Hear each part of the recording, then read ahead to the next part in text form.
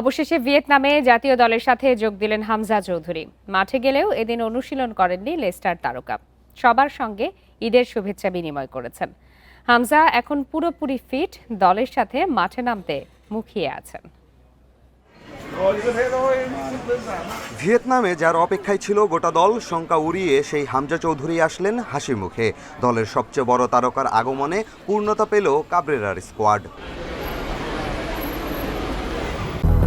200-র বেশি সার্ভিস ও ফিচারে লেনদেনের সব বিকাশ অ্যাপে সম্ভব। হামজা যখন ভিয়েতনামে পৌঁছায়, জায়ান ফাহমিদুল্লাহ তখন অনুশীলনে। টিম হোটেলে না গিয়ে হামজার গন্তব্য তাই মাঠে। যদিও ভ্রমণ ক্লান্তির কারণে অনুশীলন করেননি, মাঠে বসে সেশন দেখেছেন, অনুশীলন শেষে সবার সঙ্গে ঈদ শুভেচ্ছা বিনিময় করেছেন।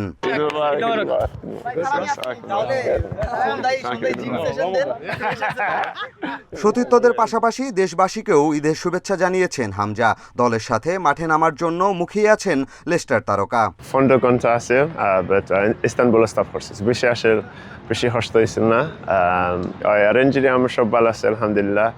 আমি খালি এক্সাইটেড ট্রেন করতাম টিমের সঙ্গে, এরপরে গেম খেলতাম ভিয়েতনামের সঙ্গে। ঈদ মোবারক, ঈদ মোবারক।